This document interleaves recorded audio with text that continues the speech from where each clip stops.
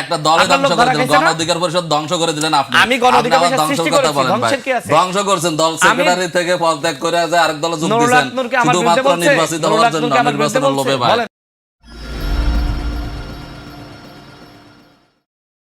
আওয়ামী লীগ এবং বিএনপিকে একই জায়গায় নিয়ে যাওয়ার জন্য আপনি একই ধরনের ন্যারেটিভ তো সেই একই টাইমে তৈরি করেছেন। এটা পরিকল্পনার অংশ বলে আমি মনে করি। কাজ যদি একই রকম হয় আপনি এটা বলতে কি অপরাধ হবে? আপনি বাংলাদেশের রাজনীতি জামাত ইসলাম ধ্বংস করেছে।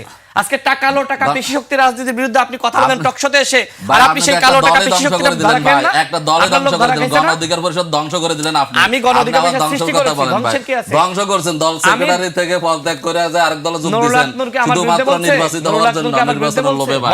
আবার বলেন ভাই, এটা আপনি আমার কথার ভিতরে কথা বলছেন, ভালো কথা আমি মেনে নিলাম, কিন্তু বলেন নুরুল হক নূর আমার বিরুদ্ধে বলেছে? আমি নুরুল হক নূরকে বিরুদ্ধে বলেছি? আমি যদি আলোচনার ভিত্তিতে আমি যদি বিএনপিতে যোগদান করি আপনার কোনো সমস্যা আছে? আমার কোনো সমস্যা না, আপনি ধ্বংস করার কথা আমি সে কথা বলছি। একটা দল আপনি ধ্বংস করে দিয়েছেন। আওয়ামী লীগকে নিষিদ্ধ করার জন্য জামাত সবথেকে বেশি আন্দোলন করেছে না? তাতে আওয়ামী লীগের নেতাদের যোগদান করাইলেন কেন? বিভিন্ন জায়গায় করাচ্ছেন না? না আমি বলছি আওয়ামী লীগের ভোট নেওয়ার জন্য আওয়ামী লীগের নেতাদের বাড়িতে বাড়িতে গিয়ে পা পর্যন্ত ধরা হয়েছে। ভাই আপনি ধরছেন কিনা? আপনারা ধরছেন কিনা? আপনি ধরছেন কিনা এটা বলেন। আপনি ধরেন নাই? আপনি ধরেন নাই? না তো আপনার সেই আওয়ামী লীগের নিষিদ্ধের বক্তব্য সেটা চেঞ্জ হয়ে গেল ভোটের সময়। আমি বিএনপির হয়ে রাজনীতি করছি, এখন বিএনপির সাথে তো আপনারাও ধানের শেষ প্রতীকে নির্বাচন করেছেন। লজ্জা লাগে না এখন এই কথাগুলো আমাদেরকে বলেন? বলেন আপনার এই যে বর্তমান আমির এবং বিএনপিতে যোগ দিন না, দল ধ্বংস করে। আপনি যোগ দেননি, প্রতীকিত নির্বাচন করেছেন। আপনি প্রতীকিত করেছেন, করেন নাই? আপনার আমির এবং সেক্রেটারি জেনারেল দুইজনই ধানের শেষ প্রতীকে ইলেকশন করেছে 18 সালে, করেছেন না? আজকে আমাকে কথা বলার আগে নিজের দিকে তাকান, নিজের দিকে তাকান। পত্রিকাগুলো তো নিউজ হয়েছে, আপনি তো নিজের দলে ফিরে আসতেছেন না। সমস্যা কি? সমস্যা তো আমার সাথে তুলনা করেন কেন? আমার সাথে তুলনা করেন কেন? আমার স্বাধীনতা নাই। আপনি আমাকে বলার আগে 10 বার ভাবেন।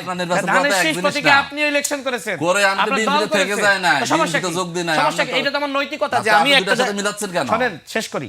আমি বিএনপিতে গিয়ে আবার যদি গণ অধিকার পরিষদে ব্যাক করি আপনি আবার বলবেন লোভের জন্য গিয়েছিল। তো আমি বিএনপিতে গিয়েছি, আমি বিএনপির সাথে রাজনীতি করতে চাই, সমস্যা আছে কোনো? কোনো সমস্যা না। তাহলে ওটার সাথে বিতর্ক সৃষ্টি কেন করলেন? বৈধ করার জন্য আরেকজনকে উদাহরণ করে টানান কেন? ভাইয়ের মন খারাপ হবে যেহেতু মন খারাপ হলে কি আমি হাসতে হাসতে কথা বলি বলেন? যেহেতু নির্বাচনের তৃতীয় ভাই যে নির্বাচন দ্বিতীয় হইতো তাহলে হয়তো আরেকটু কম হতো। বলেন আপনারা যে 211টি আসনে হেরেছেন, আমি হয়তো এমপি হতে পারি না, কিন্তু তারেক রহমান প্রধানমন্ত্রী হচ্ছেন, বিএনপি ক্ষমতায় যাচ্ছেন, তাহলে আমি কেন খুশি হব?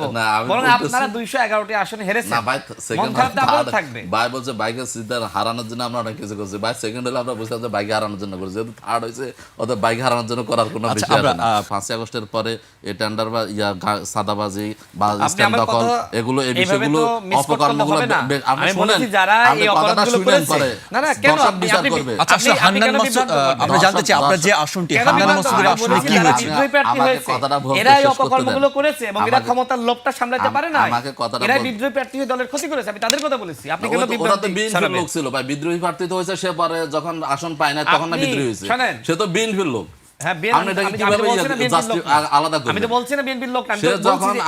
আপনাকে যখন ওখানে বসাই দিছে তখন না সে বিদ্রোহী হয়েছে, সে তো বিএনপির লোক।